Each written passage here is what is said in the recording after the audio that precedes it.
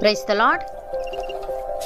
ఈరోజు దేవుని వాగ్దానము, నీ పగవారినందరినీ నేను అణిచివేసేదను, అదియుగాక యెహోవా నీకు సంతతి కలుగజేయునని నేను నీకు తెలియజేసి తిని.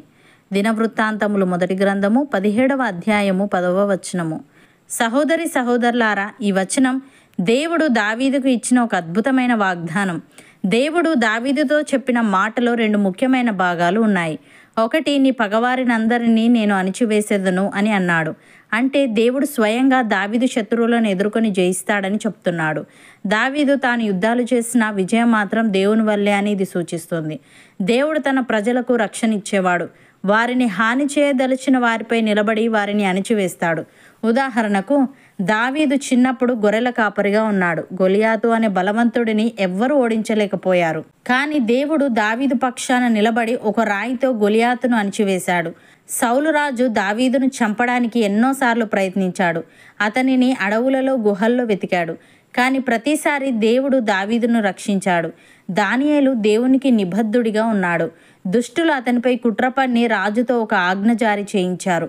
రాజును తప్ప మరెవరికైనా ప్రార్థిస్తే సింహాల గుహలో వేయాలి అని. అయినా దానియేలు ప్రార్థించాడు. సింహాల గుహలో వేయబడ్డాడు.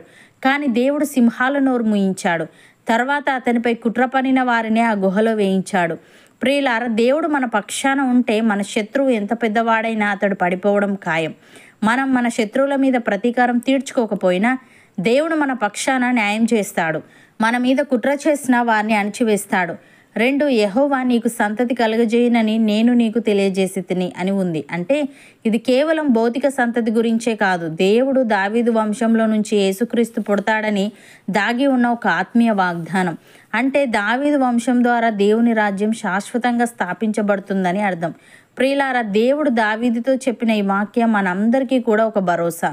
మనము ఆయనను విశ్వసిస్తే మనకు ఎదురయ్యే ప్రతి శత్రువును ఆయన అణిచివేస్తాడు మరియు మన జీవితాన్ని ఒక ఆశీర్వాద వంశంగా నిలబెడతాడు.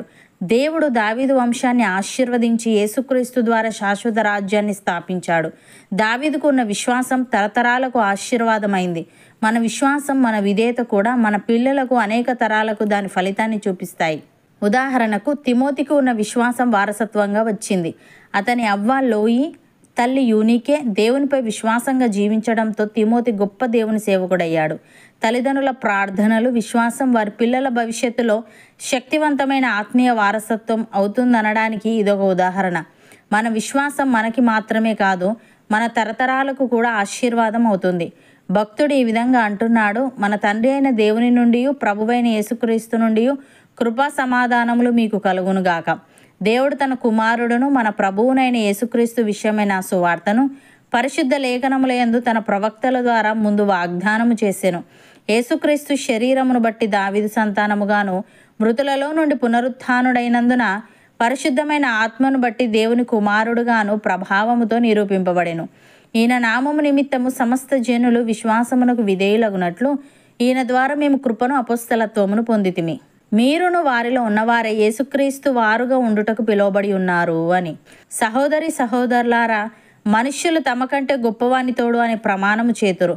వారి ప్రతి వివాదములోను వివాదాంశమును పరిష్కారము చేయునది ప్రమాణమే. ఈ విధముగా దేవుడు తన సంకల్పము నిశ్చలమైనదని, ఆ వాగ్దానమునకు వారసులైన వారికి మరి నిశ్చయముగా కనపరచవలనని ఉద్దేశించిన వాడై, తాను అబద్ధమాడజాలని నిశ్చలమైన 2 సంగతులను బట్టి మన ఎదుట ఉంచబడిన నిరీక్షణను చేపట్టుటకు శరణాగతులమైన మనకు బలమైన ధైర్యము కలుగునట్లు ప్రమాణము చేసి వాగ్దానమును దృఢపరచెను. ఈ నిరీక్షణ నిశ్చలమును స్థిరమునై మన ఆత్మకు లంగరువలే నుండి తెరలోపల ప్రవేశించుచున్నది. నిరంతరము మెల్కీసెదకు క్రమము చొప్పున ప్రధాన యాజకుడైన యేసు అందులోనికి మనకంటే ముందుగా మన పక్షమున ప్రవేశించెను. నమ్మిన వారు నాతో పాటు ప్రార్థనలో ఏకీభవించండి.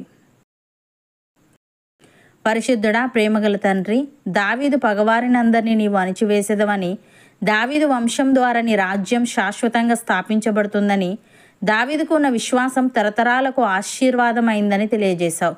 తండ్రి, నీకు స్తుతులు. దేవా, మేము దావీదు, దానియేలు వలె నీ వాగ్దానాలు విశ్వసించి నీ కొరకు నిలబడే వారంగా ఉండుటకు సహాయము దయచేయమని, నీవు మా పక్షాన ఉంటే మా శత్రువు ఎంత పెద్దవాడైనా అతడు పడిపోవడం ఖాయం గనుక మేము మా శత్రువుల మీద ప్రతీకారం తీర్చుకోకపోయినా నీవు మా పక్షాన న్యాయం చేస్తావు గనుక మరియు మా జీవితాన్ని ఒక ఆశీర్వాద వంశంగా నిలబెడతావు గనుక నీకు కృతజ్ఞతలు చెల్లిస్తూ మేము విశ్వాసం విధేయత కలిగి జీవించుటకు కృప చూపించమని మా ఎదుట ఉంచబడిన నిరీక్షణను చేపట్టుటకు శరణాగతులమైన మాకు బలమైన ధైర్యము కలుగునట్లు ప్రమాణం చేసి వాగ్దానమును నీవే దృఢపరచమని యేసుక్రీస్తు నామమున ప్రార్థిస్తున్నాము తండ్రి.